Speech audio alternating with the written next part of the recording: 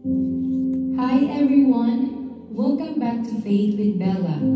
Ngayon ay itutuloy natin ang pagbabasa ng aklat ni Job, Kabanata 2, verse 1 to 12. Dito makikita natin na kahit grabe ang nararanasan ni Job, sinubok pa siya ulit, pero nanatili pa rin siyang tapat sa Diyos. Tara, basahin natin ito ng may bukas na puso.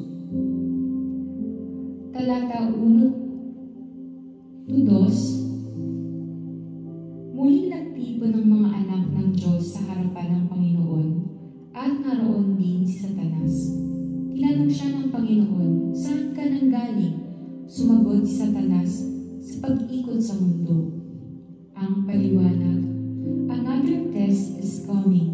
Kahit tapos na ang unang pagsubok, may isa pa. Minsan ganyan talaga, sunod-sunod ang hamon. Talata 3. Napansin mo ba ulit si Job? Sabi ng Panginoon. Wala siyang kapantay, matuwid at may takot sa Diyos. Hindi siya bumitaw sa kabila na nangyari sa kanya. Ang paliwanag. Grabe! God is still proud of Job.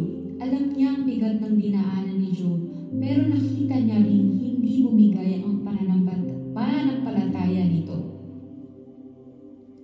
Talata 4 to 5, sabi ni Satanas, "Skin for skin, subukan mong saktan ang katawan niya, siguradong susumpain ka niyan." Paliwanag. Now, Satan wants to attack Job's body. Para bang sinasabi niya, pag nasaktan na siya physically, bibitaw na yan. Talata 6, sabi ng Panginoon, "Sige, gawin mo ang gusto mo, pero huwag mo siyang papatayin." Ang paliwanag, God still has full control, may limitation ng pagsubok.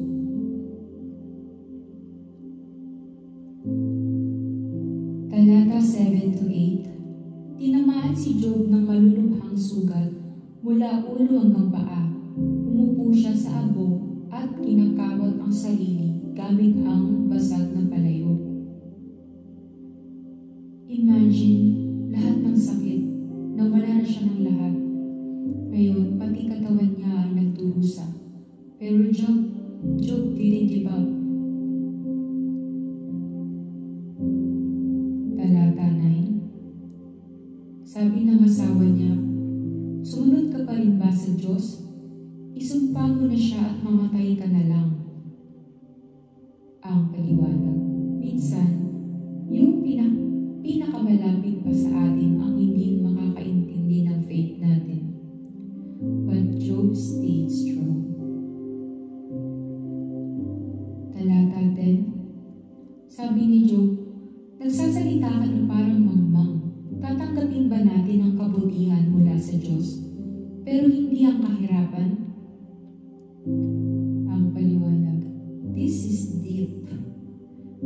True faith accepts both blessing and pain. Hindi siya nagkasala sa sinabi niya. Hindi niya sinisisi ang Diyos. Talata 11-13. Dumating ang tatlong kaibigan ni Job. Nang makita nila ang kalagayan niya, hindi na nila siya nakilala. Umiyak sila, pinunit ang damit, at umupo sa tabi ng 7 araw na walang imik. Ang paliwanag. Minsan ang presensya lang natin ang kailangan, hindi palagi may sagot. Minsan ang katahimikan ay pagmamahal. Panginoon, salamat po sa mga salita mo ng pagpapalakas ng aming pananampalataya. Tulungan niyo po kami na katulad ni Job, manalig pa rin kahit sa gitna ng sakit, pagkalito at katahimikan. Naway ma-inspire kami, hindi lang kapag may blessing, kundi lalo na kapag may pagsubok. Ikaw pa rin ang Diyos